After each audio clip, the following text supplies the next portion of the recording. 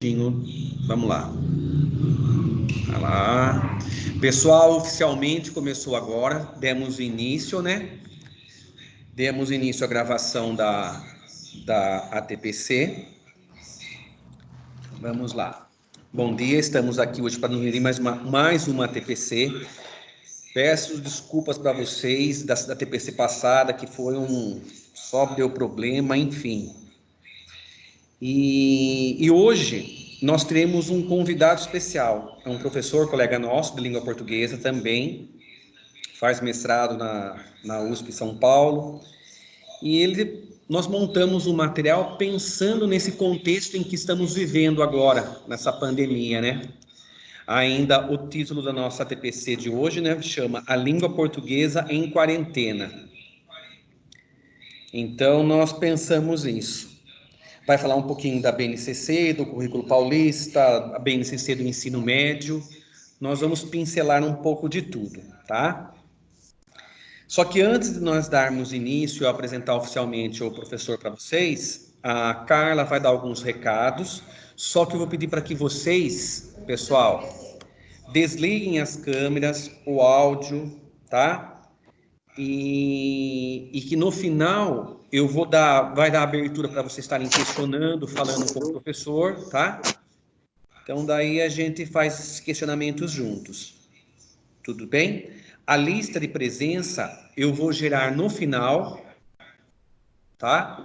Então eu vou baixar a lista de presença no final e nós geramos junto, vocês vão estar vendo ali.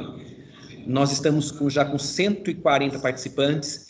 No decorrer da apresentação, provavelmente vai ter mais pessoas que vão estar ingressando, porque está terminando a TPC às vezes da escola, e enfim.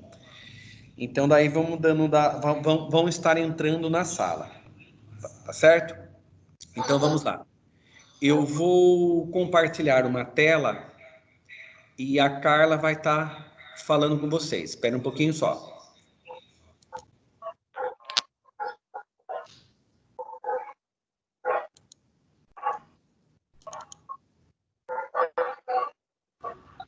Carla, passo a palavra.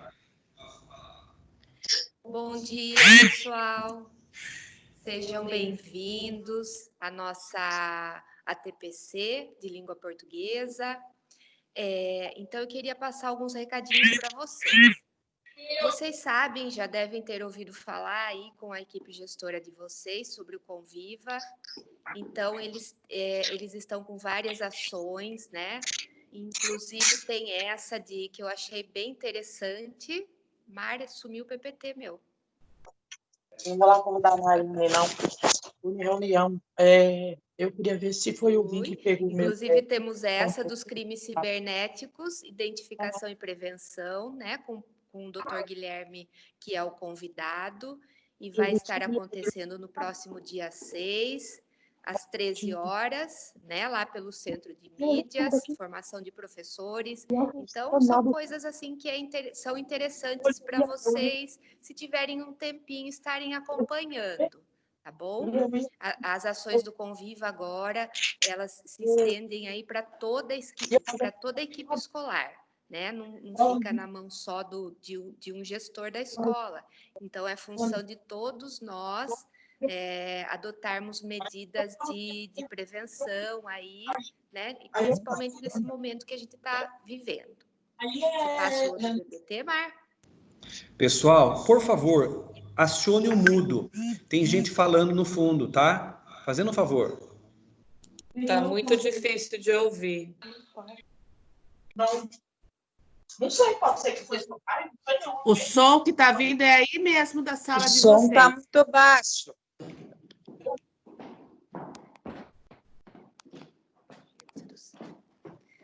Pode pôr, Eu Mar. acredito que o som é da sala de vocês.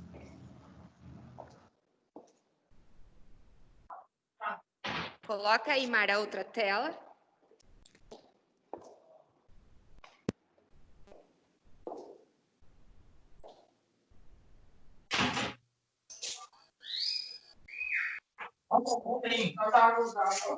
Nossa, eu disse, seu pai.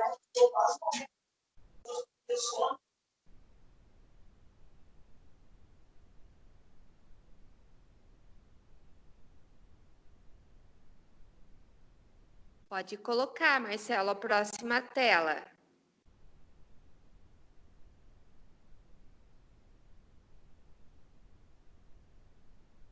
Então, o próximo recadinho também é esse sobre sexta-feira, né, que vai estar acontecendo o Movimento Inova, o dia D, né, 3/7. Então, as programações do Centro de Mídias, elas vão estar voltadas para os alunos e para os professores, tá bom? Daí, a gente não terá programação de aulas, né, as aulas vão girar em torno dessa ação aí do dia D, Movimento Inova, tá bom, pessoal? Então, Márcia, coloca a próxima tela.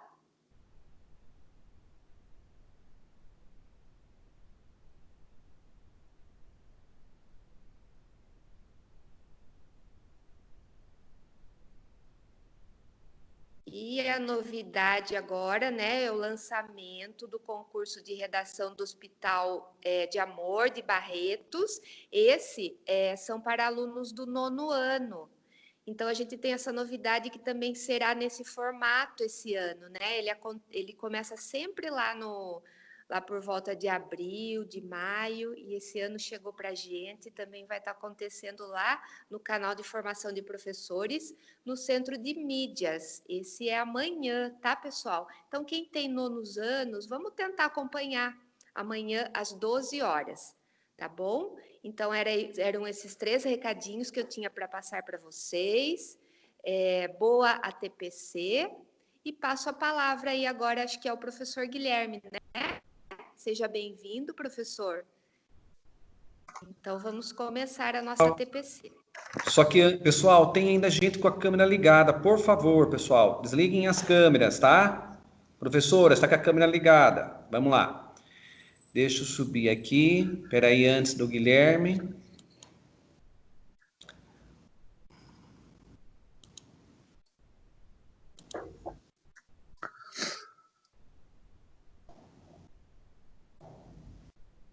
Epa.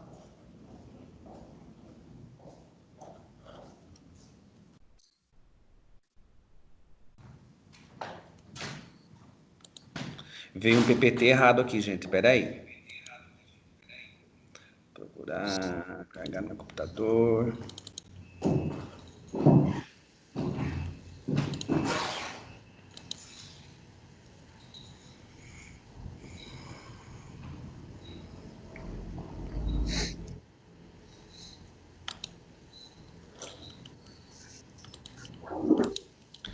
Guilherme, tá por aí, Guilherme? Ou sim, vocês me ouvem? Perfeito. Se quiser abrir a câmera, Guilherme, para o pessoal ver você, conhecer, tal, pode, fique à vontade. E se apresente para o pessoal, Guilherme. Tá bom? Maravilha. Um abraço Então, e boa TPC para todos. Bom, então vou abrir a câmera só nesse primeiro momento para me apresentar, para que vocês pelo menos vejam meu rosto aqui embaixo e saibam quem está falando aqui. Meu nome é Guilherme, eu sou formado em Letras, bacharel e licenciado pela Universidade de São Paulo. Moro aqui na capital e faço mestrado em Cultura, Filosofia e História da Educação. É um mestrado cujo tema está voltado para o estudo da presença, né, da literatura infantil no Brasil, seus primeiros passos, tudo bom, enfim, é uma conversa que a gente pode ter mais tarde, mas a literatura, de certo modo, é o que me levou para a área de letras e acredito que tenha sido o caso de muitos dos professores que estão aqui. Eu trabalhei como professor por alguns anos, fui professor na rede pública, na rede privada, principalmente na rede privada, fiquei pouco tempo como categoria O, na rede pública. E em 2016 surgiu a oportunidade de começar a trabalhar no mercado editorial. Eu participei da formulação de guias do professor, depois fui convidado para escrever um material voltado para o desempenho das prefeituras na Prova Brasil, era um material baseado nos descritores do ensino fundamental para a Prova Brasil. Depois fiz um material para o novo ensino médio de uma rede do SESI, tá? Foi por uma editora, mas foi para o SESI, é o que importa aqui. O SESI foi pioneiro na implantação desse novo ensino médio e eu participei dessa discussão. E faz já um ano, mais ou menos, eu estou numa outra editora, sou assessor e trabalho com formação de professores, ainda trabalho com produção de material, mas numa escala menor. Então, quando o Marcelo me procurou, na verdade a Cláudia, que é nossa representante comercial, nossa consultora comercial, procurou a diretoria de ensino. O Marcelo me procurou dizendo, olha, nossa demanda, na verdade, é essa. Nós já ouvimos muito falar sobre BNCC, sobre competências gerais, sobre competências socioemocionais. Tem gente falando que o som está muito baixo. É o meu som que está baixo, Patrícia? Preciso saber se vocês estão me ouvindo. Não, aqui o som tá perfeito. Tá legal, aqui Tá legal. em casa também. Ah, beleza. Então, continuando, eu disse, olha, nossa demanda não é mais essa de falar desses temas gerais, é uma demanda de um termo específico do componente curricular de língua portuguesa. Não é nem a área de linguagens, é o componente curricular. Eu falei, olha, que beleza, porque faz tempo que eu não falo sobre aquilo que eu de fato estudei, né? A gente acaba se tornando um generalista e perde um pouco aquilo que nos torna especialistas. Então, eu resolvi propor esse tema um tanto quanto provocativo, né? A língua portuguesa em quarentena. Por quê provocativo? Porque nós estamos em quarentena, né? Mas a língua portuguesa não. A língua continua operando, continua se transformando e continua sendo modificada pelo uso, né? Eu estava até reparando que no começo de todas as reuniões que eu participei recentemente, a gente não fala mais de um contrato pedagógico. A gente fala, é um contrato quase linguístico, é um contrato que tem a ver com esse canal que a gente está usando, que tem a ver com esse modo de se apresentar e falar virtualmente, né? Então tem um contrato, olha só, para que todos ouçam, a gente precisa fechar o microfone. Para que a rede funcione melhor, a gente precisa fechar a câmera, né? Para que a gente consiga dar oportunidade de mais pessoas falarem, a gente precisa usar a mãozinha, né? Que o Teams tem aqui a mãozinha para fazer pergunta. Há dúvidas, a gente pode encaminhar pelo chat, né? Então, há uma espécie de contrato linguístico que é novidade, que, portanto, prova que a língua não está em quarentena, muito pelo contrário, a língua está tão viva quanto sempre esteve, né? E é bom poder falar isso para os meus colegas de letras, para os meus colegas de língua portuguesa que sabem mais ou menos, talvez já tenham reparado essa nova espécie de contrato linguístico que a gente tem feito em cada conversa. Então, Marcelo, vamos lá para o nosso primeiro slide, e eu vou, nosso próximo slide, e eu vou explicar mais ou menos qual vai ser o procedimento aqui dessa TPC, o que eu planejei. Num primeiro momento, a gente vai discutir essa presença, essa definição que é dada para a língua portuguesa, tanto no currículo paulista quanto na BNCC. Aliás, esses documentos eles estão em consonância, né? Eles precisam um precisa concordar com o outro. A BNCC é um documento nacional de base comum e os estados têm a obrigação, eu ia dizer a liberdade, mas na verdade é a obrigação de produzir um currículo próprio que esteja de acordo com o que diz a BNCC, tá? Então, essa é a nossa primeira discussão. A segunda discussão é um breve exercício linguístico entre nós professores. E na terceira e última etapa, uma proposta, né, um disparador de possíveis atividades que vocês podem elaborar para esse momento, com base no que está previsto pelo currículo paulista, né, nas habilidades que estão previstas lá. Então, vamos lá. A definição teórica, né, a definição enunciativa discursiva, é a perspectiva enunciativa discursiva que vai orientar BNCC e currículo paulista, né? Isso já estava lá nos PCNs, né? Então, a linguagem é definida como, eles citam aqui o documento que é de 98, uma forma de ação interindividual orientada para uma finalidade específica, um processo de interlocução que se realiza nas práticas sociais existentes numa sociedade nos distintos momentos de sua história. Então, a questão da linguagem aqui é a questão das interlocuções, a questão da conversa, a questão da comunicação, afinal de contas, né? Por isso que eu disse e é interessante observar nossos contratos linguísticos, né? O que a gente está fazendo para cumprir essa finalidade que é a interlocução? Eu ouvir ou vocês ouvirem? Eu falar ou vocês falarem? Esse jogo é que está sendo movimentado aqui com o uso da língua portuguesa. É esse tipo de estudo que se espera fazer em um currículo escolar, certo? Vamos adiante. Olha só. Para trabalhar com essa noção de interlocução, o currículo paulista, bem como o BNCC, fazem uma divisão por campos de atuação. Tá? Os campos de atuação são formas de aplicação, são lugares de aplicação das práticas de linguagem. Então, olha só, vou pegar uma prática de linguagem qualquer, como leitura. A leitura, ela tem uma aplicação no campo da vida cotidiana. Quer dizer, eu tenho as formas mais simples de comunicação, bilhetes, placas, sei lá, panfleto de mercado, todo tipo de texto escrito, rótulo de embalagem, que circula no nosso cotidiano, que é preciso aplicar a prática da leitura. No campo da vida pública, a leitura já tem um outro sentido, né? Os textos que eu tenho que entrar em contato para a vida pública são de outra dimensão. Práticas de estudo e de pesquisa. Então, a literatura, provavelmente a leitura da literatura vai entrar no campo das práticas de estudo e de pesquisa, ou no campo artístico literário. Quer dizer, você pode tratar a literatura como um objeto artístico, que é o que a gente gosta de fazer, e você pode tratar ela como um campo de pesquisa, como um estudo empírico, né? Embora não seja sempre isso que será feito pelo currículo, a gente pode entender dessa forma. Então, o campo de atuação, ele é um lugar onde uma prática de linguagem vai ser realizada, tá? Isso pensando nos anos do ensino fundamental, tanto os anos iniciais quanto os anos finais, que são os que mais nos interessam aqui.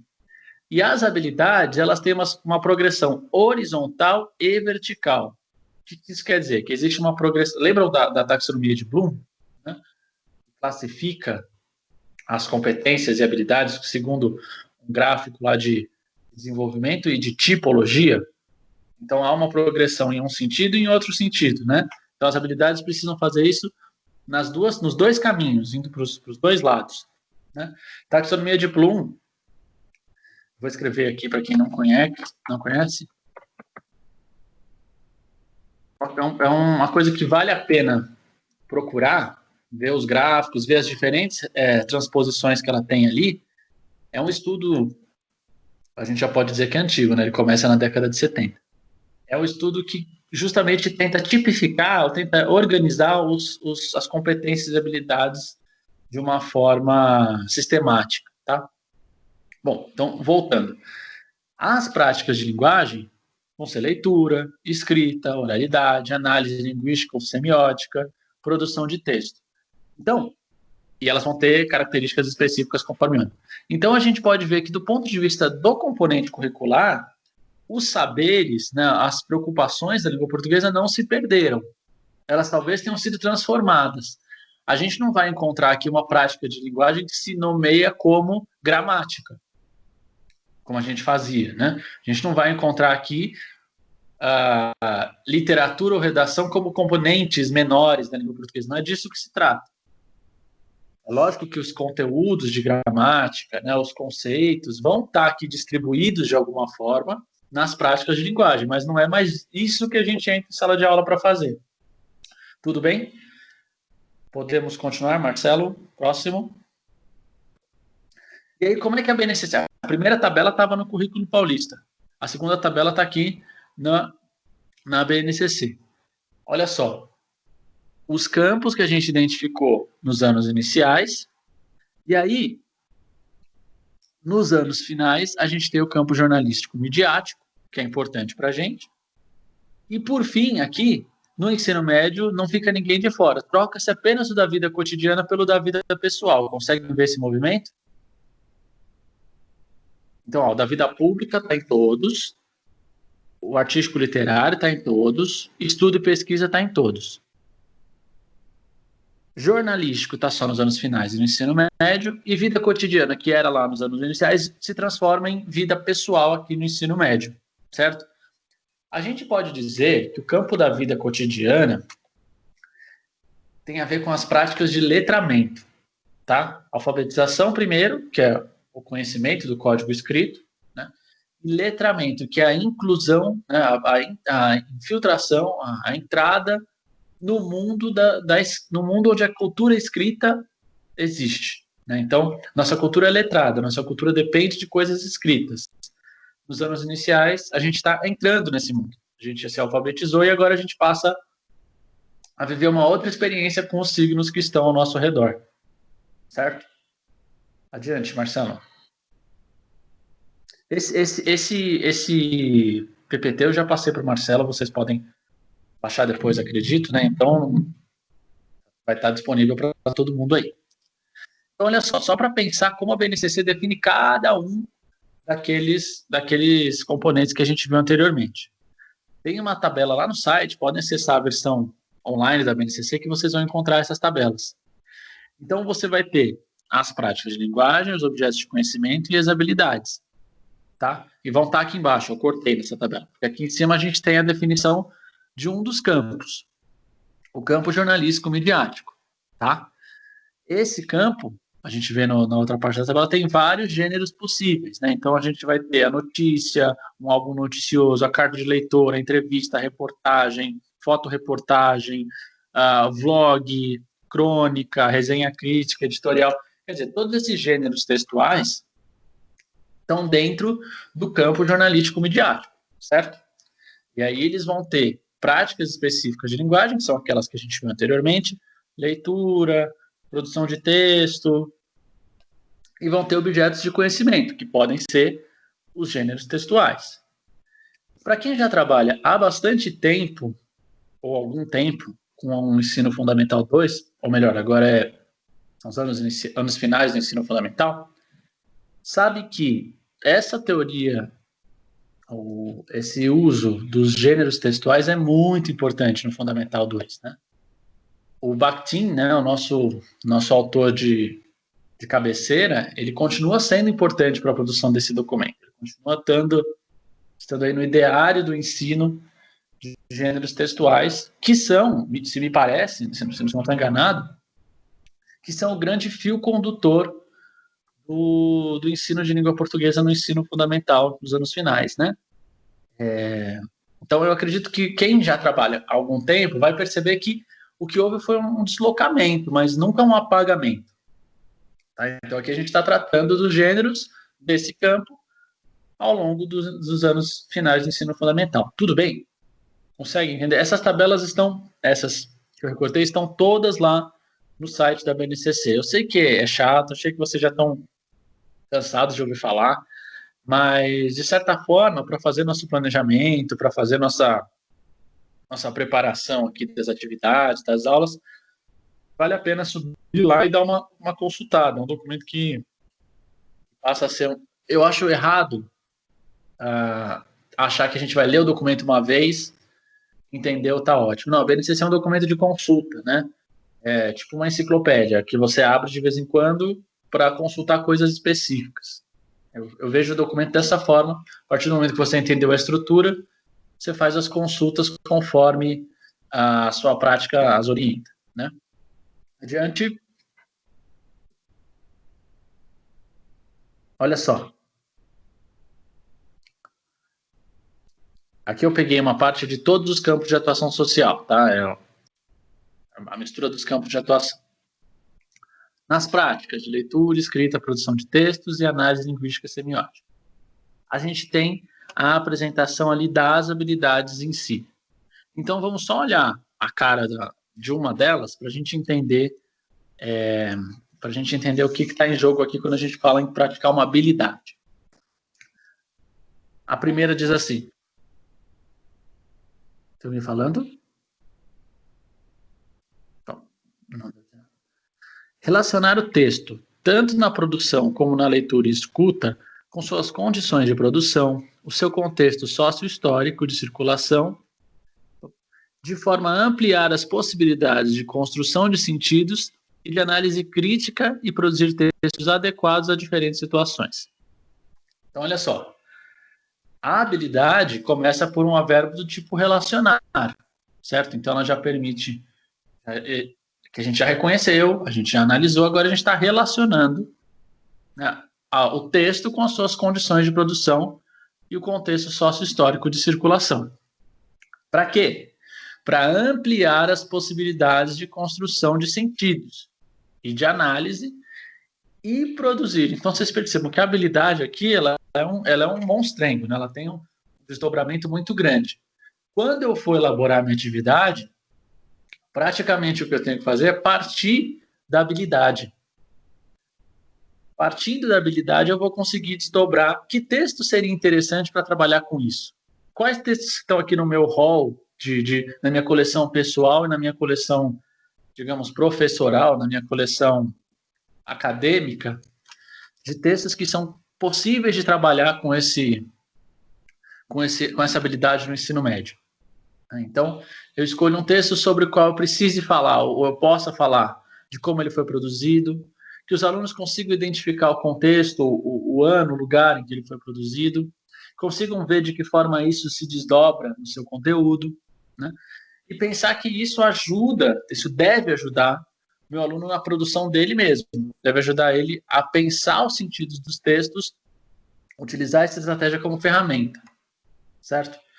Então, é muito mais fácil, quando a gente vai produzir uma atividade, partir da habilidade e, então, começar a selecionar os textos ou os objetos de conhecimento que fazem sentido para aquilo ali. E é claro que eles já vão estar mais ou menos relacionados por essas tabelas, tá? É uma questão de escolher pensar aquele texto que mais me agrada para trabalhar com uma determinada ideia. Tudo bem? Vamos adiante. Tá, bom. Para cada campo, a BNCC vai propor alguns tipos de parâmetro para a progressão ou para a organização, né? Então, isso é importante também do ponto de vista do nosso planejamento. E eu vou ler só 2 pontos aqui, que eu acho que são os mais interessantes, os 2 últimos, tá? Então, olha só. Partilhar gostos e interesses de forma a oportunizar vivências, situações de partilha e de trato com o diferente, promoções de eventos ou projetos culturais, análises e ou preposições de ações políticas públicas culturais, projetos de intervenção social, entre outras possibilidades. Então, olha só, para eu pensar a progressão curricular, para eu pensar a continuidade do ensino-aprendizagem, eu preciso criar um ambiente de compartilhamento, criar um ambiente de diálogo, né? E eu acho que talvez nesse contexto de pandemia, de isolamento, isso esteja sendo uma dificuldade. Como é que eu crio situações essas conversas, né? Como é que eu crio esse ambiente de compartilhamento no caso das pessoas estarem isoladas, né? Porque na escola, a escola ela é muitas vezes uma bolha, né? E uma bolha não no mau sentido, mas no bom sentido. Tudo que está lá dentro se mistura e funciona de uma certa forma a gerar esses encontros, né? E talvez a gente esteja um pouco preservado disso agora. E aí, na sequência, levantar dados, informações e discussões sobre profissões e ocupações contemporâneas de interesse dos estudantes, em especial profissões que atuam na área de linguagens. Então, olha só. Tem uma listinha ali. No ensino médio, eu vi vocês falando que vão ter reuniões de nova, vão ter do convívio, tudo isso. No ensino médio, a gente tem uma questão muito forte agora do projeto de vida, né? Acredito que vocês tenham implantado aí no começo do ano alguma coisa nesse sentido, bem como as eletivas, né? Então, é um pouco nosso papel mostrar os diferentes caminhos que podem ser seguidos e que, em geral, são escolhas, né? A gente escolheu ser professor em algum momento, né? Nem que tenha sido pela força da ocasião, a gente fez essa escolha. Docência é um dos caminhos para quem se formou em letras. Agora, no meu caso, eu também quis experimentar a produção e a edição de livros, e isso me encantou, e eu fui fazer isso tendo me formado num curso da área de linguagens. Com essa mudança curricular do ensino médio, os alunos acabam já se encaminhando para a área de seu interesse, né? Então, é importante mostrar que dentro ainda de cada área tem alternativas, né? Não só para quem vai cursar o ensino superior, como para quem não vai, né? Para quem vai parar no ensino médio. A gente gostaria que todos pudessem, que todos se interessassem e se encaminhassem para o ensino superior, né? Esse é um sonho que a gente gostaria de ver o país realizando, mas de todo modo, a atuação na vida profissional independe disso. As pessoas vão fazer o ensino médio e vão se encaminhar para campos de trabalho distintos e agora, com esse formato de itinerários formativos, talvez já encaminhados para uma área específica, muito provavelmente, né? Marcelo, adiante.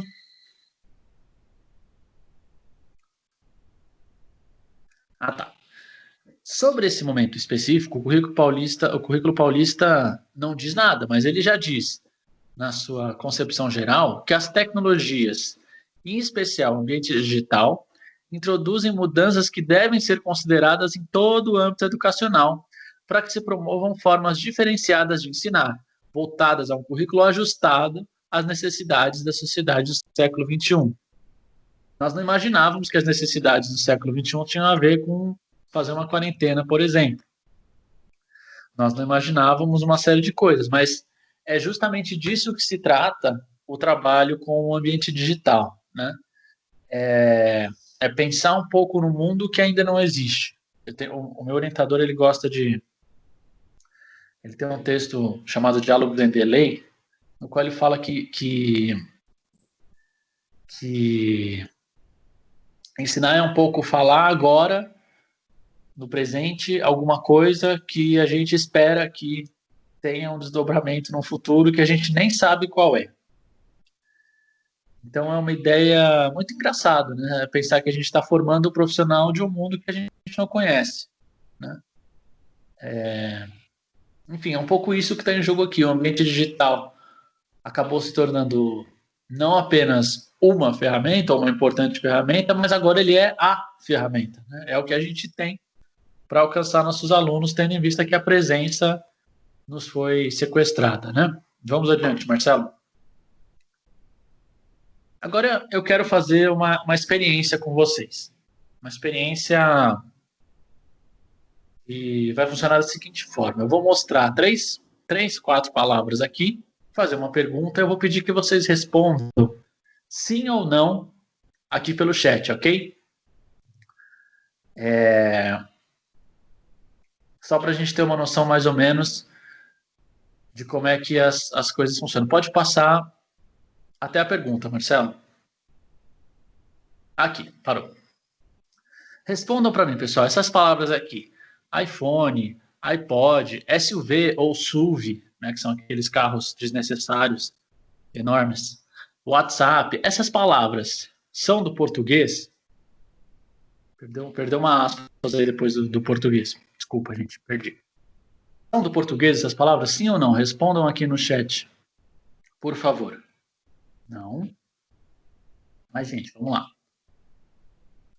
É uma provocação, viu, gente? Não tem certo e nem errado aqui, ok? Não. Bom, já tem um número aqui de um sim aqui. Nos apropriamos delas. Ok, como é que essa apropriação é chamada estrangeirismo, né, Mara? Sim ou não? Não. Bom, eu não vou esperar todo mundo responder, seria muita coisa, mas eu já tenho uma quantidade aqui mais ou menos razoável para pensar um pouco nessa questão. Então, obrigado, gente. Então, vamos lá. Quando eu vejo que não ou que sim, independente disso, eu olho para essas palavras e eu reconheço que todas elas, essas 4, são importadas do inglês, né? Inclusive, a terceira é até uma sigla que só faz sentido em inglês.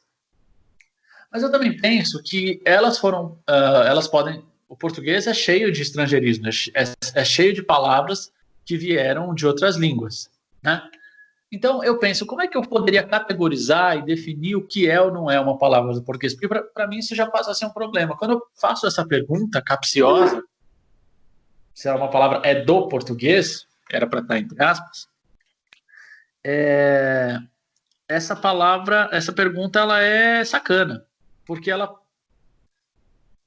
não te dá uma explicação do que é uma palavra do português. Ela não diz para você, olha, palavras do português são assim, assim, assado.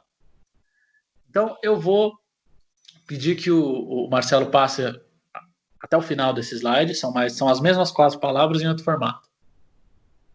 Obrigado. Olha só, não volta? Aí, obrigado. Olha só, veja as palavras aqui em outra forma. Eu poderia produzir, por exemplo, um diminutivo de 3 delas. Eu poderia falar que é um iPhonezinho, que o iPhone atual é grande, o iPhone velho é aquele iPhonezinho. Aquele diminutivo que não tem a ver com tamanho necessariamente, né? Eu poderia dizer que o iPod tem aquele iPod maior, que tinha mais bateria, mais sei lá o que, mais HD, e tinha aquele iPod que era o Shuffle, né, que era o iPodzinho. E eu poderia dizer, inclusive eu parti de uma reportagem que dizia isso, que tem os SUVs, que são esses carros muito grandes, e tem alguns SUVs que se colocam nessa categoria, mas que são bem menores. Né? Uma categoria que foi inventada lá pela Ford, com o EcoSport, que ele tinha a altura para ser SUV, mas ele não tinha tamanho interno. Então ele era um SUVinho. Ele era um SUVinho. Isso tem reportagem de algumas revistas usando essa expressão. E aí, o WhatsApp já não é mais WhatsApp, já virou uma espécie de diminuição nossa aqui, uma espécie de compressão da palavra, que é o Zap. Né? Tem pessoas que falam, vou chamar você no Zap. Tá? Então, essa transformação é uma transformação do ponto de vista morfológico, do ponto de vista da morfologia, que todos nós conhecemos, a morfologia, os prefixos, os sufixos, os afixos, radicais, etc., da nossa língua. Todos nós conhecemos os processos de aglutinação, de justaposição da nossa língua, certo? Então, o que aconteceu aqui? Aconteceu uma composição, uma derivação nossa, eu acabei de falar a palavra e perdi. Com o sufixo aqui, derivação sufixal, certo? Essa derivação sufixal é uma característica da língua portuguesa. Ela pode ser feita em qualquer palavra da língua portuguesa. Então, eu poderia dizer que, morfologicamente, essas palavras têm sido usadas e têm se comportado como palavras da língua portuguesa. Já seria um começo, né? O que mais? Eu poderia dizer, se eu fosse um professor de inglês, ao ouvir um aluno dizendo iPhone, que a pronúncia dele não é uma pronúncia correta, porque eu não vou saber simular totalmente um americano ou um inglês dizendo que ele diria iPhone, né? Que não é a mesma coisa que a gente fala iPhone. Então, do ponto de vista fonológico, também há um comportamento da língua portuguesa aplicado aqui. Certo? Então, podemos ir para o próximo agora. É uma provocação, viu, gente? Uma provocação. Pode passar até o final do slide.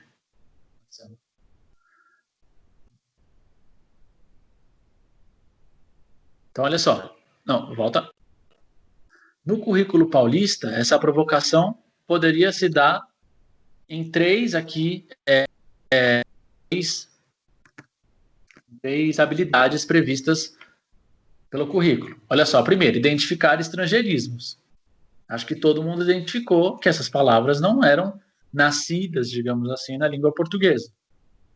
Segunda habilidade, caracterizar estrangeirismo segundo a sua conservação ou não de sua forma gráfica de origem. Então, as 3 primeiras ali mantiveram a forma gráfica. Mas o Zap já não é uma forma gráfica mantida. Né? Houve uma mudança também de grafia ali, não só de fala como de grafia. E, por último, avaliar a pertinência ou não do uso de estrangeirismos. Então, num texto, Faria sentido usar esses estrangeirismos? Sim ou não? Depende da situação. E aí os alunos têm que ter a habilidade de... Nós temos que ensinar essa habilidade de exercitar essa habilidade de perceber isso. Isso, o significado de palavra é muito amplo, eu sei disso. Por isso a pergunta, a Patrícia Torres diz assim, o significado de palavra é muito amplo, depende da concepção teórica, que no Brasil ainda é confusa. Com certeza. Essa pergunta, como eu disse, ela é sacana, porque ela não te dá a definição antes de te perguntar, né? Então, eu fiz aqui uma manobra teórica que permite dizer que essas palavras são do português, e agora sim, Marcela, no próximo slide, permite dizer que essa palavra é do português porque ela se comporta como uma palavra do português. Em que aspectos? No aspecto gráfico, fonológico, morfológico e sintático. Então, como assim? Ela pode ser usada numa frase como uma palavra do português, ela se comporta, né, ela pode receber sufixos do português, ela é falada com os fonemas que nós estamos habituados a usar no português, e ela pode ser escrita com adaptações, né? E a gente tem aqui casos outros que a gente às vezes não trata mais como estrangeirismo, não estranhamos, né? O chofer, né? É difícil usar essa palavra de vez em quando, mas a gente usa mais um tom pejorativo, né? Pô, você acha que eu sou seu chofer? Quer dizer, seu motorista? Jeans. Show. A gente usa essas palavras sem problema nenhum, sem esse estranhamento, né? Os nossos alunos usam também. Chofer talvez não muito, mas usam. Então, por que as palavras mais recentes, talvez mais ligadas à tecnologia, geram um pouco esse estranhamento? Se, afinal de contas, o que importa é o comportamento dela, o comportamento linguístico. Por que eu pensei nessa atividade? Eu acho que a gente tem que refletir sobre a língua. Eu não sei, é uma espécie de curiosidade científica que a gente tem que cultivar em relação à língua, né? Então, meu papel não era dizer aqui, vocês estão errados porque disseram sim ou porque disseram não, porque eu poderia ter pensado em um jeito de provar que não também. Mas em jogar um pouco para o nosso trabalho aqui, para o nosso lugar de professor, essa discussão. Acho que a gente pode trazer ela para a gente, usar ela em sala de aula e dizer, olha só, a gente consegue pensar questões científicas para a língua também. Tudo bem? Então, agora vamos continuar. E nessa continuação, a gente tem que pensar no seguinte: como é que eu encontro novas estratégias para mobilizar o aluno na produção do seu próprio conhecimento? Tem uma capa aqui, mais um toque, Marcelo, uma capa aqui mais ou menos recente, do começo desse ano, da Veja São Paulo. Não sei se vocês ouviram falar, teve até um pouco de gente que fez piada na internet e tudo. Essa revista, isso aqui é interessante, porque é o movimento oposto, né? São os Faria Limers. Faria Limers, alguns diriam. A Faria Lima é uma avenida aqui em São Paulo, para quem não conhece, acredito que a maioria já tenha ouvido falar, pelo menos. É uma avenida onde estão as sedes dos principais bancos, das principais agências de investimento, de algumas construtoras. Então, é um lugar alto, tá? É um lugar cuja urbanização é moderna, recente, e que teve uma reforma drástica há um pouco mais de 10 anos, e que concentra o maior PIB aqui da cidade de São Paulo. Então, as pessoas lá têm salários, a Avenida Brigadeiro Faria Lima, salários estratosféricos, ou então ganham por comissão e também é estratosférico, pagam aluguéis estratosféricos, pagam um almoço, um prato feito 2, 3 vezes o preço de outros bairros de São Paulo. Então, é uma espécie de bolha cultural ali, no sentido não artístico da palavra cultura, que é absolutamente movido pelo dinheiro, né, pela questão financeira.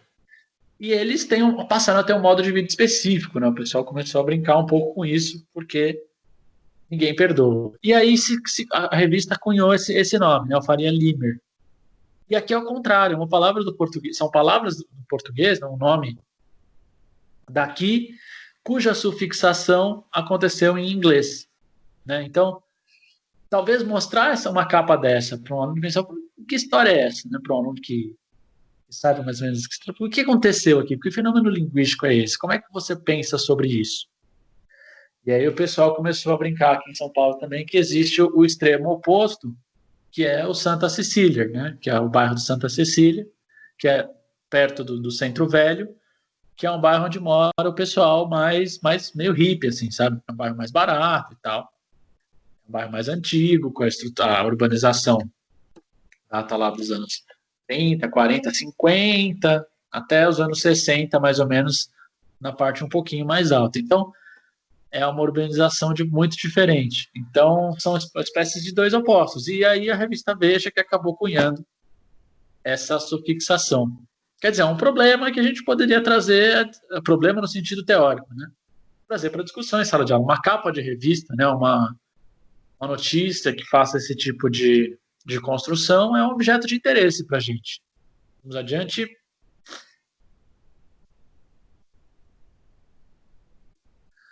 E aí, eu peguei um dos eixos lá, uma das práticas, que é a prática de leitura, e tentei selecionar aqui o que está sendo entendido pelo currículo paulista em relação à leitura, especificamente em relação à leitura literária, né? Foi um achado, né? Porque, na verdade, esse tratamento dado aos objetos de conhecimento, ele é uma coisa que varia de um currículo para outro, gente. É uma coisa que vale a pena observar sempre. Vamos ver se, por exemplo, se o currículo do Rio de Janeiro, se o currículo do Mato Grosso, do Ceará, vão seguir a mesma definição, porque podem não seguir, né? Em relação à literatura, por exemplo, a gente tem essa citação de um texto do Antônio Cândido, que foi um professor muito importante aqui da USP, e esse texto se chama O Direito à Literatura, né? Quer dizer, literatura para ele é vista ali como um direito, quase como direitos humanos, sabe? Então, a literatura é o sonho acordado das civilizações, ele diz. Assim como não é possível haver equilíbrio psíquico sem o sonho durante o sono, talvez não haja equilíbrio social sem a literatura. Desse modo, ela é ator indispensável de humanização e, sendo assim, confirma o homem na sua humanidade.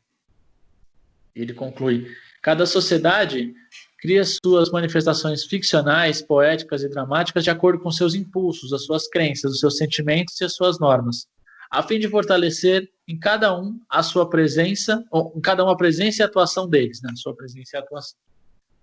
É um pouco importante a gente pensar que o currículo paulista ele tem as suas definições teóricas, como qualquer outra definição, com um certo embasamento do nosso contexto. O nosso contexto aqui em São Paulo é os nossos autores são um determinado conjunto, aquilo que a gente entende como uma manifestação cultural, aquilo que a gente entende como fenômeno linguístico, tem a ver com o nosso contexto. Quer dizer, imagina eu tentar explicar para alguém que nunca veio a São Paulo, para alguém que não tem noção do que seja a cidade de São Paulo, o que é a Brigadeiro Faria Lima, né? Alguém que seja do interior, do interior, do interior. Larissa também acha o Antônio Cândido essencial, assim, um autor que pensou a literatura, pensou o Brasil, pensou a sociedade brasileira de um modo sem precedentes. Até o exemplo que eu vou mostrar para vocês agora, sobre essa questão de estar ou não estar em São Paulo, tem a ver com isso. Pode passar até o final do slide, Marcelo, obrigado. Então, o Antônio Cândido, quando fez uma pesquisa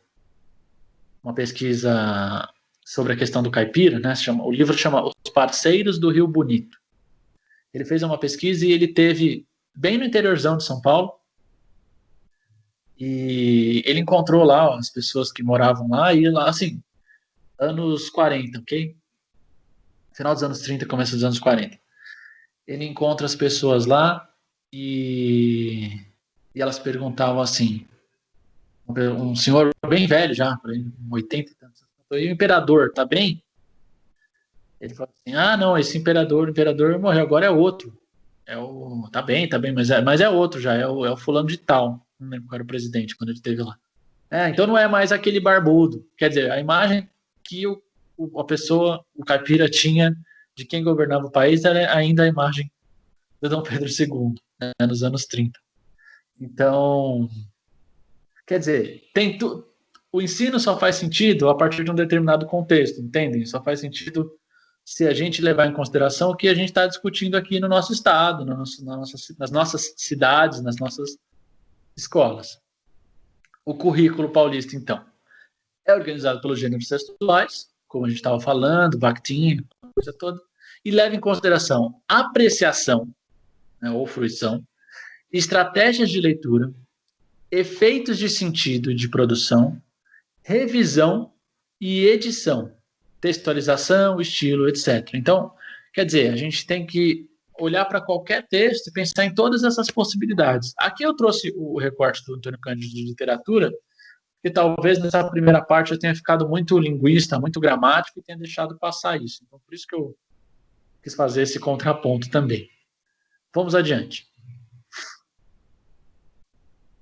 Vamos pensar agora, nesses últimos... Quantos minutos eu tenho, Marcelo?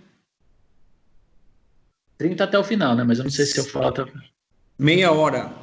Tá bom, então vamos tentar fazer dessa meia hora uma apresentação dessas atividades que eu fiz e um tempo restante no final que a gente possa conversar, que a gente possa trocar um pouco, né? Então, eu selecionei mais ou menos uma habilidade para cada ano e uma habilidade para o ensino médio. Eu não quis definir o ensino médio por turmas, vocês vão ver lá por quê. Então, no sexto ano, eu peguei aqui, desenvolver atitude crítica frente a textos jornalísticos. Né? Isso tem a ver com reconstrução do contexto de produção, circulação e recepção de textos. Isso a gente está falando no momento em que, vamos lá, os alunos estão muito provavelmente isolados em casa, sendo bombardeados por todo tipo de notícia. Olhem esse site aqui, um recorte de um site chamado Agência Lupa, que é da revista Piauí, que é uma agência de fact-checking, que seria checagem de fatos, né? Uma agência de checagem de fake news, no sentido, né? Quando alguém... Volta um pouquinho. Obrigado. Quando uma notícia começa a circular muito, eles analisam ali o que é verdade e o que é falso ali, o que é verdadeiro e o que é falso ali naquela notícia. Então, olha só, nos holofotes com Covid-19, OMS, a Organização Mundial da Saúde, vira alvo cotidiano de desinformação. Então, de janeiro, que foi quando se começou a falar mais sobre a pandemia, até 16 de junho, 15 dias atrás, a organização foi tema de 146 checagens. Então, assim, foram 146 notícias que precisaram ser analisadas entre verdadeiro e falso ali, porque elas circulavam uma parte, pelo menos, de bobagem. Então, inclusive algumas direcionadas pessoalmente ao diretor-geral da OMS. Né? Mais uma. Marcelo, a próxima imagem. Que é essa aqui, verificamos. É montagem, foto de vagão de trem, entre aspas, transportando Covid-19. Alguém tinha pegado uma foto de um caminhão, um vagão tanque aqui, mudado a sigla ali naquela parte e escrito Covid-19, sei lá em que mês, né? Então, uma empresa confirmou que aquela foto não tinha essa sigla, era uma outra sigla que serve para identificar a empresa que é dona do vagão e não o conteúdo, tá? E que aquela imagem tinha sido alterada em Photoshop, em um outro programa. Quer dizer, o exercício de talvez acessar esses sites de checagem de notícias já é uma sugestão. A gente pode tratar disso no sexto ano, fazendo eles buscarem, né, já que eles estão, de alguma forma, a gente tem que estou partindo do pressuposto de que existe uma forma de acesso à internet aqui. Eu sei que as realidades, né, são muito distintas e são muitas, às vezes, dentro da mesma sala de aula. Isso vale para o ensino fundamental, para o ensino médio, para o ensino superior. A gente sabe que vai ter uma turma em que alguns alunos têm acesso em casa, outros não, alguns têm que se deslocar, ou só tem pelo celular, ou nem tem... Eu estou ciente dessas questões, mas eu tenho que partir de algum pressuposto aqui, né? Então, partindo do pressuposto de que seja possível fazer isso, checar. Será que as notícias que eu recebo pelo WhatsApp, elas vêm de alguma plataforma específica? Elas são de um site de notícias? Alguém já checou essa notícia? Principalmente as mais cabeludas. Acho que o nosso trabalho aqui um pouco é definir, olha só, algumas notícias a gente nem desconfia. Outras a gente tem que bater o olho e falar, opa, alguma esquisito. Mas por que teria um vagão de trem transportando vírus? Que vírus é uma coisa ultramicroscópica, né? Uma coisa menor que o menor ser vivo. Então, por que eles iam colocar em um vagão? Né? Então, esse tipo de... Quer dizer, para onde eles iam distribuir tanto vírus assim? Esse tipo de curiosidade ou desconfiança em relação a coisas que são muito esquisitas, né? É talvez isso que a gente deva incentivar desde cedo, né? Algumas notícias são... Pô, uma notícia verdadeira, ela vai me apresentar uma prova, mais de uma prova, ela vai ter mais de uma imagem, mais de um vídeo, ela vai ter relatos de pessoas, ela vai ter uma certa estrutura que me mostre como aquilo aconteceu, né? Não que seja simplesmente uma notícia, que é uma foto e um parágrafo, dizendo, olha, tem um vagão aqui assim assado, fulano de tal, meu vizinho que falou, né? O cachorro do vizinho do meu cunhado disse que farejou Covid em Araçatuba, né? Então, isso não é notícia. Então, esse faro, esse senso comum, em certo sentido, o bom senso, é uma das coisas que a gente tem que trabalhar nessa habilidade. Vamos para do 7º ano. Olha só, atuação na vida pública. Reconhecer o caráter interpretativo das leis e as várias perspectivas que podem estar em jogo. Essa habilidade, ali elencada como uma habilidade importante ali para o 7º ano, eu acho que para trabalhar a experiência de ver como a lei tem dois lados, tem mais de uma possibilidade de ser interpretada, pode ser testemunhada a partir desse filme, que tem mais de uma versão, tem uma versão bem antiga, que é essa que eu coloquei a capa, tem uma outra versão dos anos 90. Na verdade, é uma peça é um texto para teatro, né, chamado 12 Homens e uma Sentença. Em inglês é 12 Homens raivosos, né? 12 Angry Men, nervosos, alguma coisa assim. É uma peça de teatro que foi adaptada ao cinema. Ela ficou em cartaz muito tempo aqui em São Paulo. De vez em quando ela viajava o Brasil, a peça. Atores conhecidos, bons atores. E a peça é basicamente um júri, né? São 12 homens ali, eles são apresentados a um certo conjunto de fatos. E eles estão em uma sala em que eles têm que decidir se, isolados, né, até que se decida, se aquele sujeito é inocente ou culpado de um crime que está sendo contado lá, e tem todos os detalhes. Só que ele só pode ser culpado ou absolvido por unanimidade, né? Ou pelo menos eles têm que dizer para o juiz que a decisão teria sido unânime. Então eles começam a debater e inicialmente quase todos, 11, achavam que ele era culpado, menos um. Porque aí a questão que entra em jogo, a questão é que esse é um pouco o personagem aqui do Henry Fonda, é que o que a lei diz não é que a gente tem que ter certeza, mas é que para considerá-lo culpado, ele tem que estar culpado além de qualquer dúvida razoável. Então ele tem que ser culpado com toda certeza. Eu não posso ter dúvida disso, porque ele pode ser, por exemplo, condenado à prisão perpétua ou à cadeira elétrica pelo homicídio e tudo isso. Então, o pressuposto da lei é esse. O pressuposto não é você acha que ele é culpado ou inocente. É você acha que ele é culpado para além de qualquer dúvida. Então, o roteiro, né, da peça ou do filme vai sempre girar em torno dessa questão, desse detalhe legislativo. Tá?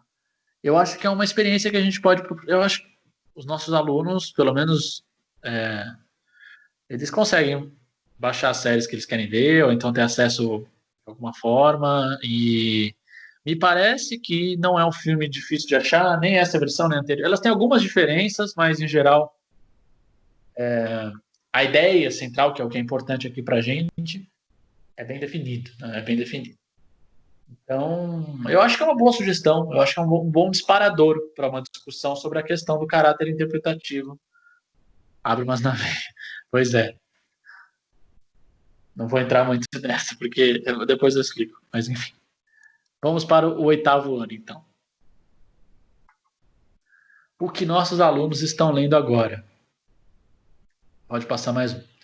E aí, eu estou pensando, vocês reparem que eu estou pensando cada atividade em uma plataforma diferente, né? Então, a primeira foi com base na checagem de notícias, a segunda em um filme, e a terceira aqui eu estou trabalhando com o que está disponível no YouTube, né? E o YouTube tem uma série de canais sobre praticamente todo e qualquer tema que você imaginar. E eu pesquisei, dei uma pesquisada, peguei uma autora como Clarice Lispector e comecei a pesquisar, e canais tinham vídeos sobre isso, né? Canais que tinham indicações de leitura, canais que tinham análise, canais que tinham aulas, e tem tudo isso, tá? Tem essas duas indicações aqui, e eu acho interessante destacar essa segunda aqui, que é um americano, é o canal dele, Literatura Melhor que Comida, né? E ele é curioso a gente ver uma autora brasileira com esse destaque em um canal de um americano. Ele fala sobre literatura em português, já falou, tem um outro vídeo dele sobre o Machado de Assis e tudo isso. Então, é possível ter acesso a uma série de informações,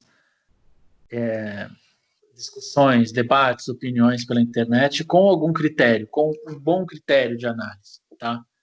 Talvez porque nosso papel de professor esteja sendo um pouco deslocado, ou talvez questionado pelo momento que a gente está vivendo. A gente talvez às vezes fique com ciúmes e tenha uma tendência a dizer assim, não, o que está no YouTube não é bom em relação à aula de literatura. A aula boa de literatura é a minha, ou é a do fulano de tal. E são mesmo, presencialmente a gente sabe fazer algo mais interessante. Mas dado o fato da realidade do distanciamento, não há nada errado em procurar informações no YouTube ou em qualquer outro lugar, desde que a gente tenha nossos critérios, né? Então, se os nossos alunos têm vontade de ler, têm uma ânsia de ler, eles vão procurar essas informações e a gente tem que incentivar essa busca. A gente tem que incentivar justamente para que eles tenham acesso a essa literatura maior, essa literatura de grande projeção, como Clarice Lispector, alguma coisa de outra ordem, né? Alguma coisa profunda.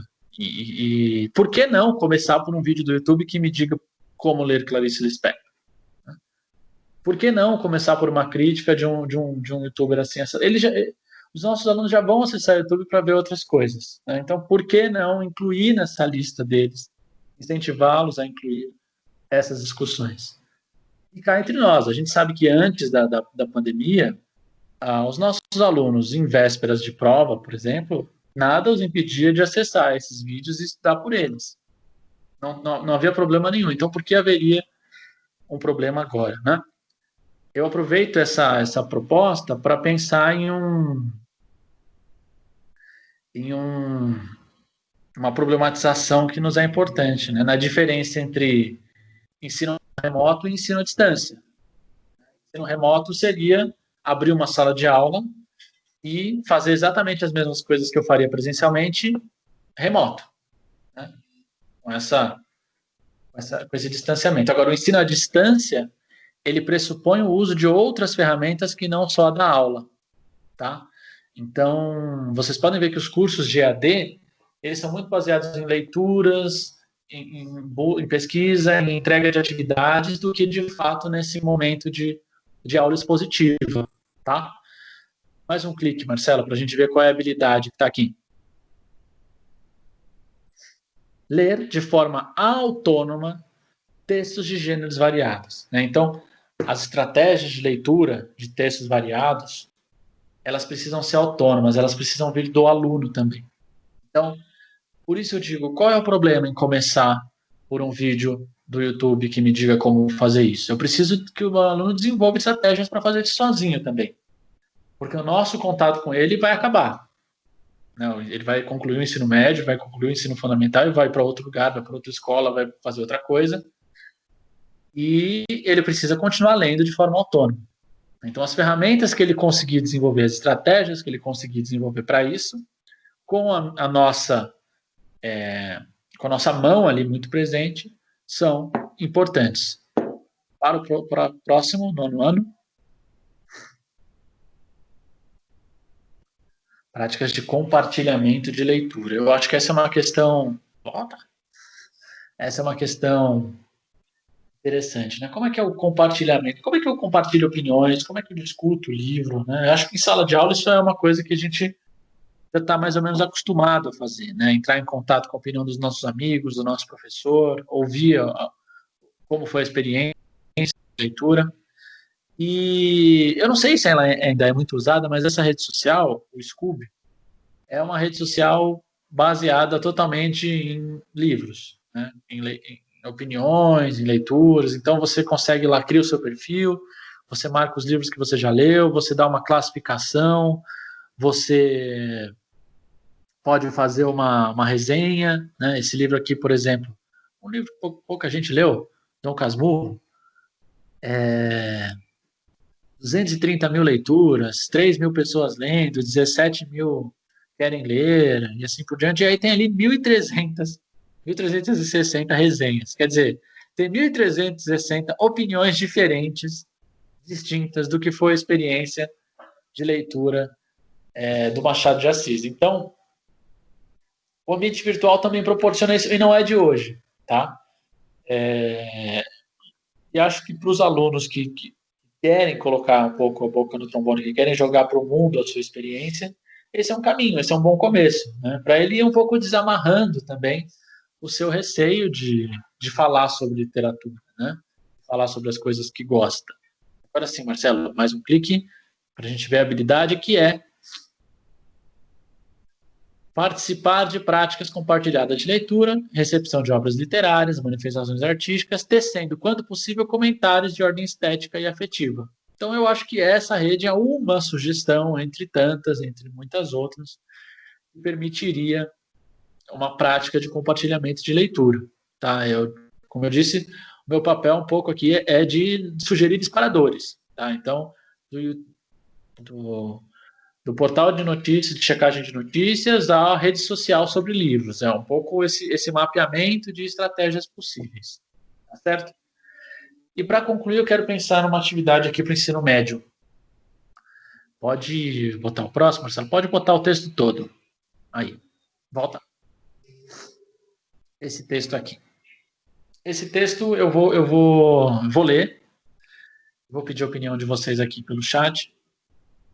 Quem quiser ir tecendo comentários enquanto eu leio é bem-vindo. É um poema do Mário de Andrade. E já que eu falei ali há pouco, né, da Faria Lima, do Santa Cecília, eu vou falar um pouco mais sobre essa cidade onde eu estou devidamente isolado socialmente. Então, o poema, na verdade, não tem título. O título é uma repetição aqui do primeiro verso. O poema do Mário de Andrade, Letra paulistana, e ele é assim: quando eu morrer, quero ficar, não conte aos meus inimigos, sepultado em minha cidade. Saudade. Meus pés enterrem na Rua Aurora. No Paissandu, deixem meu sexo. Na Lopes Chaves, a cabeça esqueçam. No pátio do colégio, afundem o meu coração paulistano. Um coração vivo e um defunto, bem juntos. Escondam no correio o ouvido direito, o esquerdo nos telégrafos. Quero saber da vida alheia, sereia. O nariz guardem nos rosais, a língua no alto do Ipiranga, para cantar a liberdade, saudade. Os olhos lá no Jaraguá assistirão ao que há de vir, o joelho na universidade, saudade. As mãos atirem por aí, que desvivam como viveram. As tripas atirem para o diabo, que o espírito será de Deus. Adeus.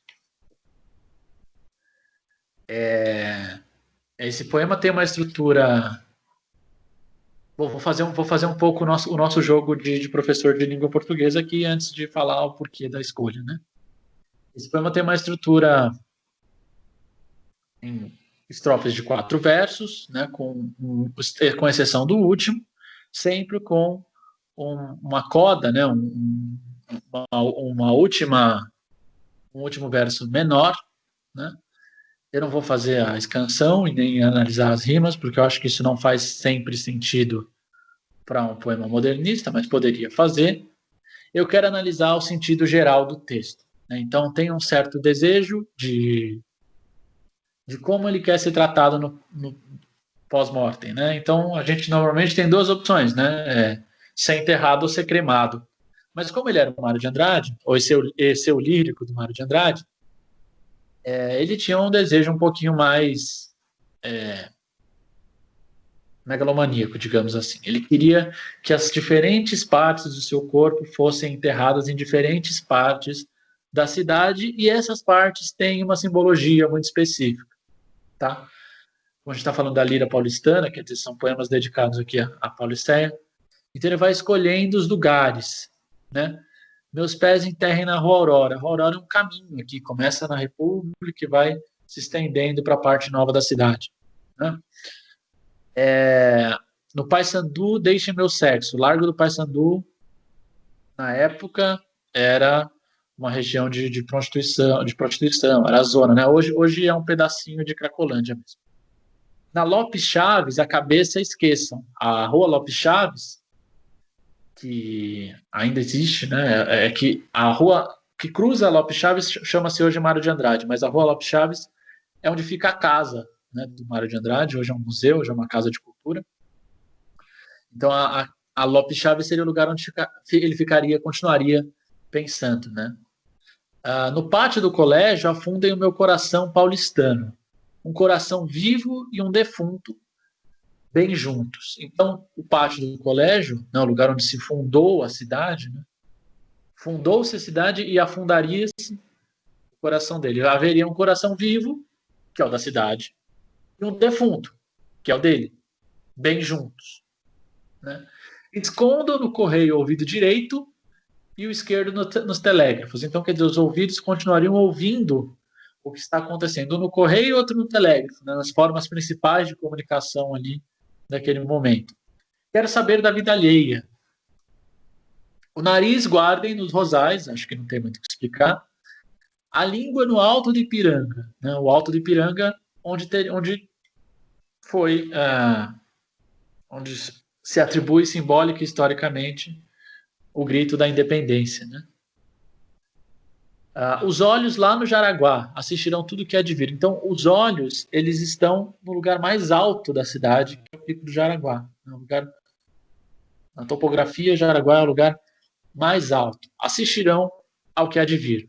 O joelho na universidade, numa espécie de reverência, né, ao saber, ao estudo, ao conhecimento. Tem uma história particular de que o Mário de Andrade teria sido chamado para a fundação da Universidade do Brasil e que esse projeto acabou sendo adiado por causa do governo Vargas, assim por diante. As mãos atirem por aí. Né? Atirar por aí é quase um gesto de semeadura. Não atirar a esmo, mas que desvivam como viveram. Então, elas vão desviver, né? Elas não vão morrer, elas vão fazer o contrário da vida, produzir, né? Continuar produzindo. As tripas atirem para o diabo, então tripa não serve para nada. Que o espírito será de Deus a Deus. Também sem muitas explicações. Essa ideia, a ideia central do poema é esse desejo, né, de continuar. Na verdade, quando eu morrer, quero ficar, né? Quando eu morrer, ele vai continuar sepultado ainda, fazendo as coisas que fazia enquanto vivo, né?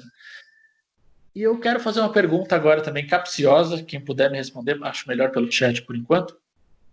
Se alguém conhece alguma história, talvez do folclore, talvez da cultura popular, em que o sujeito morre é desmontado em diferentes partes, é distribuído para diferentes lugares e continua vivo.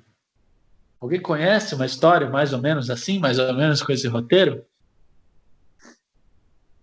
Vocês sabem que o Mário de Andrade foi um folclorista de mão cheia, né? Fez uma vasta pesquisa sobre o folclore brasileiro. Alguém conhece? Alguém tem uma pista? Tiradentes é uma. Tiradentes é uma. A única diferença é de que ele foi esquartejado, foi enterrado em diferentes lugares. A única diferença é que, simbolicamente ele continuou vivo também. É verdade. Bom apontamento, Marcelo. Alguém tem algum outro? Vou contar para vocês, gente. Esse poema, não sou eu que digo isso, quem diz isso é o Davi Arrigucci, e também a Gilda de Melo Souza, no livro Tupi e o Alaúde, que ela fala sobre essa experiência do Mário de Andrade como folclorista, né? Embora ela esteja falando disso para falar do Macunaíma, isso também vem à tona. Essa é a história de algumas versões do Bumba Meu Boi, né? O Bumba Meu Boi, ele é distribuído, né, para que ele é sacrificado em nome do desejo de uma pessoa específica que estava grávida, queria comer a língua do boi, tinha essa história. E aí, para desaparecer com as pistas, né, para desaparecer com a morte daquele boi, eles distribuem o boi para toda a comunidade e ele vai sendo desmontado, né? E nesse desmontado ele desaparece. Só que, por algum motivo, né, que é explicado em diferentes versões da história, do boi bumbal, ele precisa ser revivido. Eles chamam lá um índio para fazer sei lá o quê, eles juntam as peças, eles fazem lá um ritual e o boi, ele revive, né? Ele dança de novo, né? Assopra aqui, assopra ali, ele começa a dançar de novo, ele começa a viver novamente. Então, é um poema hermético nesse sentido, né? É difícil de sacar isso se você não tiver fazendo uma análise criteriosa, que eu apressei aqui, fiz em 5 minutos, sei lá. Então, mas isso tem a ver com as habilidades que estão voltadas para o trabalho no ensino médio. Marcelo, por favor. Olha só. Localizar informações, isso para a primeira série, visando resolver problemas no campo das instituições linguística e literária, em dicionários, enciclopédias, gramáticas, internet, etc. Identificação das palavras, sinônimo e ideias-chave em um texto. Na segunda série, reconhecer um texto literário produzido no século XIX, esse não é do 19, esse é do 20, tá? Como fator de promoção dos direitos e valores humanos atualizáveis na contemporaneidade.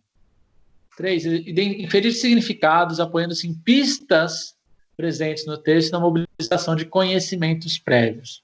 Eu pensei muito no terceiro ano quando montei essa atividade, mas também, por várias questões, tempo, distribuição das atividades aqui, achei que valeria a pena. Essa, na verdade, do ponto de vista do que a gente discutiu hoje, é a mais conservadora das atividades, né? Que usa aqui um texto mais...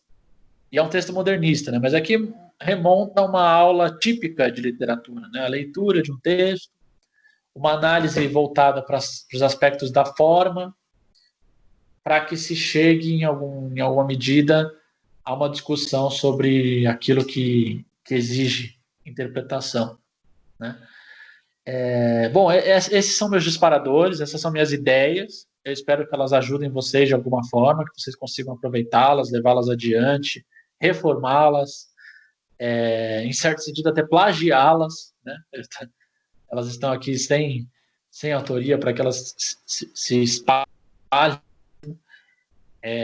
E agradeço de minha parte, de parte da Cláudia, que fez o contato com o Marcelo, a oportunidade de falar com vocês. Eu vou deixar meu contato, o Marcelo pode passar também. A gente tem produzido formações, etc. E abro aqui também para quem tiver alguma dúvida, quiser mandar alguma coisa. É isso, gente. Obrigado. Marcelo? Oi, Guilherme, tudo bem? Vamos lá. Viu, pessoal? Os professores que estão assistindo, pode compartilhar, socializar, se algum questionamento para estar fazendo para o Guilherme, estamos aqui para mediar. É o momento para nós estarmos discutindo, né, gente?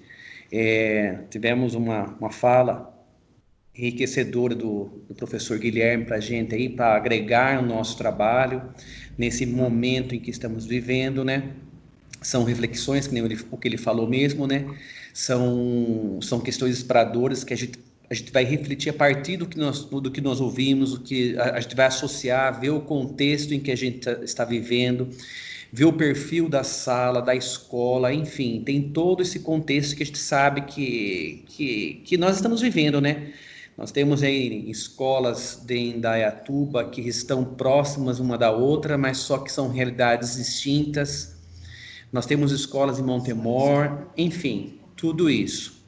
Então, é algo que a gente pode estar aí, você pode estar questionando coisas para a gente estar conversando aqui. O material vai ser disponibilizado, eu vou estar enviando para vocês, eu vou compartilhar depois no grupo e vou estar enviando para a escola, né? Então pode ficar tranquilo, pessoal, a gente vai estar socializando sim. Enfim, o que mais podemos, o que? Hein? Pode abrir o áudio, fiquem à vontade, gente. Então vamos tirar. Espera um pouquinho, cara. Eu sou a Nádia, de Indaiatuba, do Anunciata. Eu achei a aula dele diferente, eu gostei muito do ATPC, eu achei o ATPC, a parte dele, diferente, de verdade. Como professora há tanto tempo, eu gostei muito. Obrigado, Então, professora. É um prazer estar aqui. Não, é um prazer mesmo estar aqui. Acho que conversar com professores da minha área é uma oportunidade rara, confesso. Sou eu. Então, o momento, viu, pessoal? Na verdade, o momento é mesmo para uma formação bem específica do nosso componente curricular. A gente, que nem eu, quando eu conversei com o Guilherme, eu e a Carla, ao montar, ao pensar nessa TPC, nós pensamos o seguinte: a gente está cansado de ouvir BNCC, a gente está cansado de ouvir, faça isso, aquilo lá. Então, nós trouxemos, conversando com o Guilherme, algo para reflexão para o nosso componente mesmo, entendeu? Falar sobre a língua portuguesa em si, algo que às vezes nas ATPCs das escolas ou mesmo nas nossas formações a gente às vezes se perde, não tem esse contato com vocês. Olha lá, o Josias abriu a tela aí, quer falar alguma coisa, Josias? Bom dia, Marcelo. Eu sou a Priscila, aqui de Indaiatuba, dou aula no Maria Aparecida. Eu gostei bastante da explanação do professor Guilherme, ainda mais se tratando da fake news. Porque nós, né, professores, adultos, a gente, por inúmeras vezes, a gente cai em fake news mesmo, imagina os alunos. Então, essa visão que ele passou tem uma forma maior para a gente trabalhar com os alunos também, de alertá-los, né? Obrigada.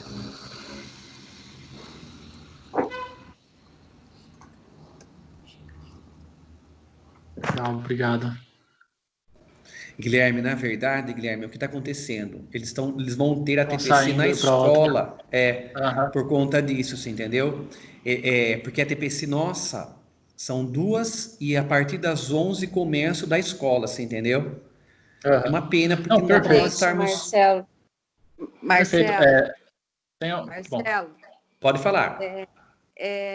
ele falou tanto que não se dá mais, assim, não se dá mais aquela importância para a gramática, mas a aula dele me colocou dentro da sala do meu professor que dava análise literária na PUC, professor Plínio. Foi esplêndido a exploração dele no poema que ele trouxe aí de Ai, que bom, que bom.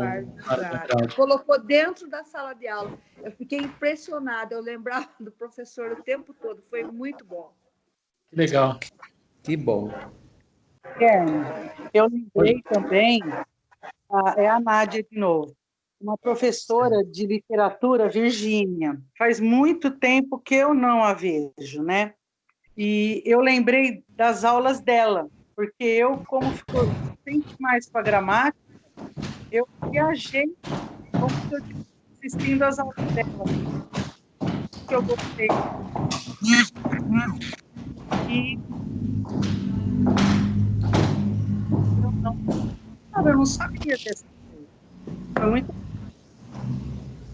Que bom, professora. Tá interrompendo o áudio, eu acho.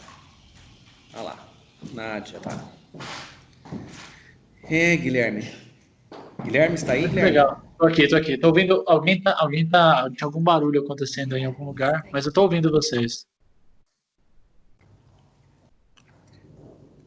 Sabe que deu para perceber também que professor tem hora que parece aluno, né? O Marcelo falou umas 50 vezes para desligar o áudio, mas tem professor que continuava com ele ligado, como o aluno que você fala de 6º ano, 7º, primeiro, um monte de vezes. Eu falei, gente, não é possível que professor também acontece essas coisas, né? E acontece o áudio ligado.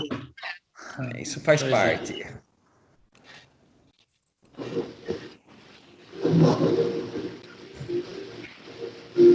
Guilherme, não está gerando a... Guilherme.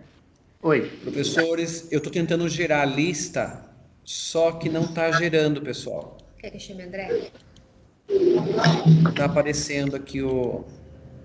Aqui, já vi. Vamos lá. Baixando. Perfeito.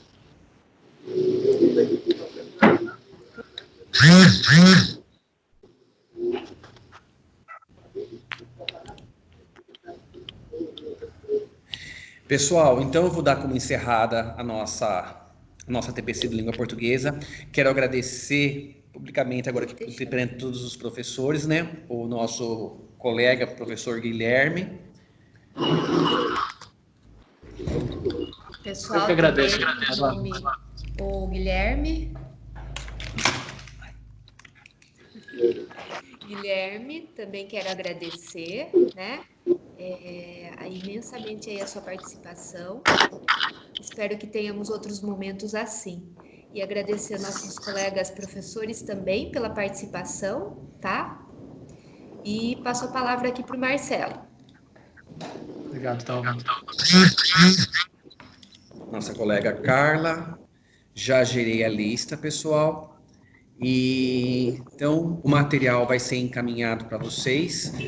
Está sendo gravado, eu vou parar a gravação agora, no entanto, eu vou estar também encaminhando o vídeo, né? A gravação toda da apresentação.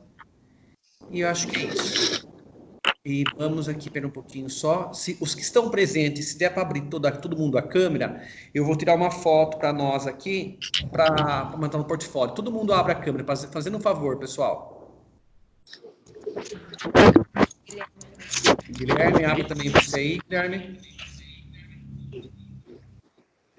Oi, Nádia.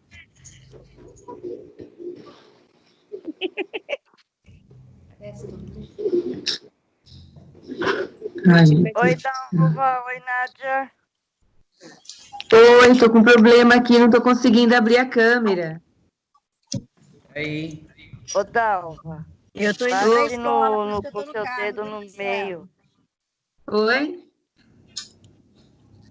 Olha lá, Guilherme tá aí, estão vendo o Guilherme. Vamos tirar aqui também. Eu estou Tira conseguindo. aqui, cá. Fica aqui. Puxa aqui, ó.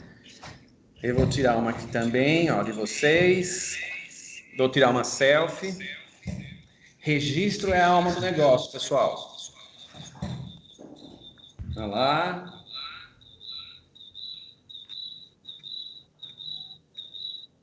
Perfeito. Oi, Célia também tá aí. Tudo bem, Célia? Célia. Tudo bem? Ai, que gostoso vê-los aí. Vamos lá. Espero que podemos contar também com o Guilherme em outros momentos, hein, Guilherme? Joia? Sim, vamos conversando. Vamos fazer um convite, se ela estende o convite, pessoal, aí vou ter mandando, vai ter uma devolutiva, a gente vamos tentar fazer um forms para nós vermos o que os professores estão interesse em tá vendo, para discutindo. E bem, a gente quer fazer uma linha de formação bem nesse sentido, sabe? Bem para o componente nosso da língua portuguesa. Legal. E daí, quem sabe, a gente vai estar trabalhando mais junto com vocês. Tá certo? Maravilha. Guilherme, um abraço. Obrigada. Um abraço a todos. Tchau, pessoal. Gente, tchau, tchau, tchau. Um beijo, um no abraço. Obrigado. Tchau, tchau, gente. E, Guilherme, você não Tchau, tchau. Muito obrigada. Muito bem. Marcelo, me bom manda dia. no WhatsApp. Obrigada. Tchau, Um obrigada. abração. Tchau, obrigada. Tchau, gente. Obrigada. Até a próxima. Oi, Professora Ana Maria. também.